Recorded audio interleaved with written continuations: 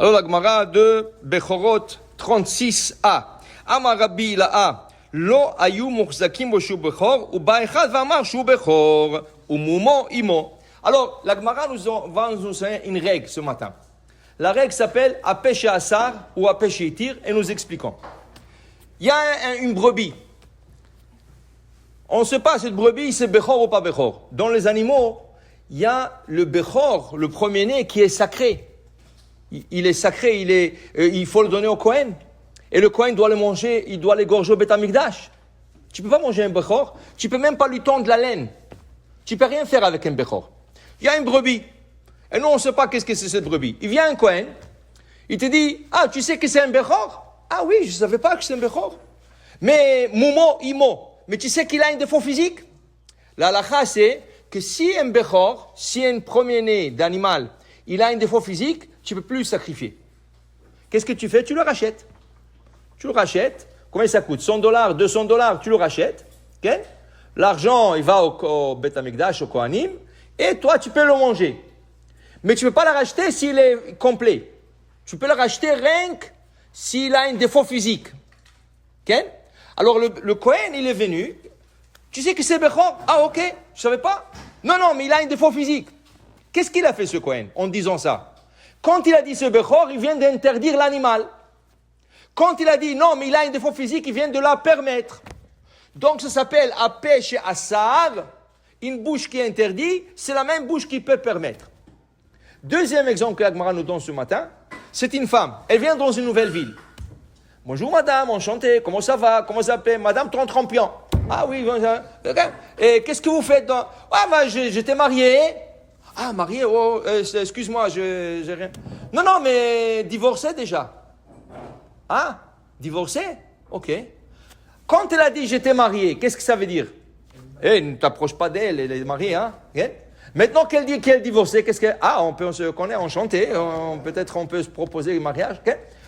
Alors, la Apèche Asar, ou Apèche Itir, ok? Maintenant, il faut comprendre, aujourd'hui, il y a des choses qui ne marchent plus. Qui veut dire, si une femme vient dans une ville et dit ah, vous savez que je suis divorcé? Oh. Tu es divorcé? Il y a des preuves aujourd'hui. Il y a le Beddin, il y a des registres. Okay? On met nous la preuve. Ça parle au temps du Gemara. Il n'y avait pas de papier, de preuves. Mais même si tu avais un papier, où tu le mettais? Tu le perdais. Okay? Là, on te prenait pour ta parole. Tu dis, ah, j'étais marié, ah, non, je suis divorcé. C'est bon. Mais aujourd'hui, avec des preuves, il faut que tu amènes la preuve. Tu viens dans une nouvelle ville, tu dis que tu es marié à cette femme?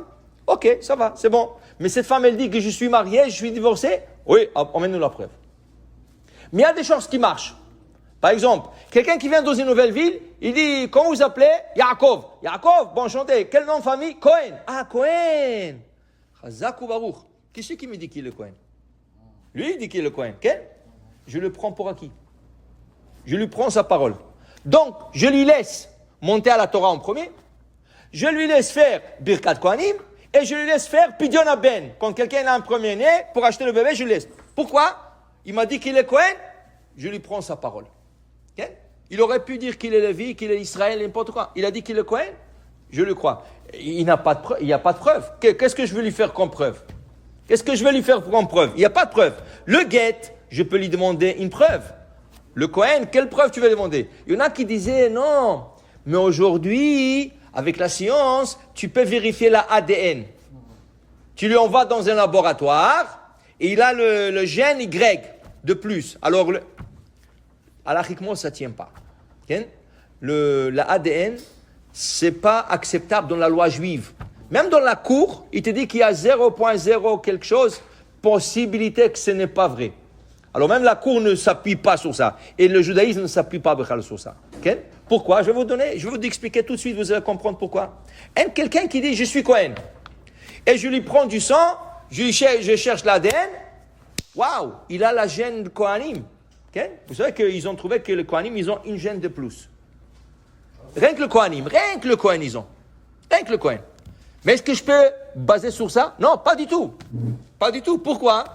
Le gars, il me dit qu'il est Kohen. Je lui fais un test, il sort avec le gène supplémentaire du Kohanim. Est-ce que ça preuve Kohen? Pas.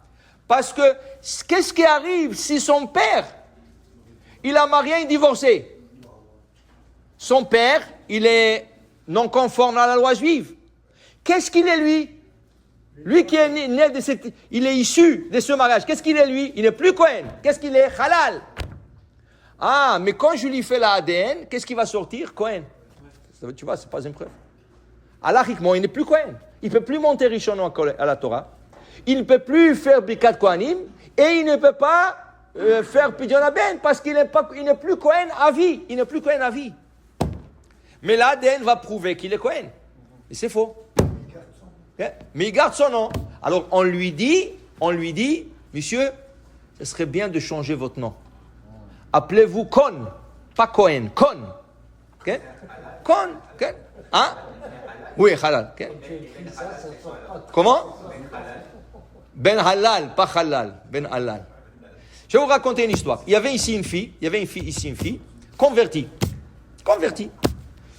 Et son père était Cohen, marié à une convertie. Son père était, maintenant sa mère n'était même pas convertie, c'était Stam comme ça. Alors lui, son père était Cohen, son père juif, Cohen, la mère Goy. Donc, elle s'est intéressée, bon, Rachem, elle s'est convertie, parfaite. Elle est devenue Girat Tzedek, 100%. Okay? La fille s'est convertie à 100%. Okay? Mais elle a gardé le nom Cohen de son père. Okay? Avec le temps, elle a décidé de quitter ici, de faire la Aliyah en Israël. Okay? Juste avant qu'elle quitte, elle me demande, est-ce que je garde Cohen? Moi, je lui ai dit, écoute, c'est pas bien. Parce que tu sais jamais, ils peuvent penser que tu es Cohen, mais tu es converti. Et c'est quoi le problème? Le problème est, un Cohen ne peut pas l'épouser, qu'elle est convertie. Un Cohen n'a pas le droit de convertir. Alors je lui dis, je te propose que tu changes ton nom Kon. Kon. Ou Kahan, un de deux. Donc, elle a écouté, elle a changé son nom. Je crois qu'elle s'est appelée Kahan. Kon. Hein? C'est ça. Mais Kon. Donc, le Kitsour, elle s'est changé le nom. Après plusieurs années, j'ai marié un fils en Israël. Je la rencontre. Elle est venue au mariage. Je ne sais pas comment elle a su, elle est venue au mariage. Elle m'a dit, vous savez, oh Hachem, je suis marié, j'ai 2 enfants et tout ça. Elle m'a dit, vous n'allez pas croire. On m'a fait rencontrer un garçon. Comment vous appelez? On m'a dit Cohen. Je dis, wow, Cohen. Okay? Alors, il dit, vous êtes Cohen? Il dit, non, on n'est plus Cohen, on est Kon. Kon? Pourquoi Kon? Il dit, son père était un Cohen marié à une Goya. Et lui aussi, il a changé son nom à Kon. Alors regarde, Akadosh Baruch Hu s'est fait le zivoug. Il a cherché 2 personnes du même statut. Le 2 ont changé le nom. Il dit, Hachem, tu vois, tu as changé ton nom, tu as trouvé ton mazal. Ah, voilà. Alors pour te dire, de s'appeler Cohen, il faut avoir de preuves, mais pour un Cohen, il n'y a pas besoin. Normalement, il y a preuve, mais pour un Cohen, pas besoin. Amen.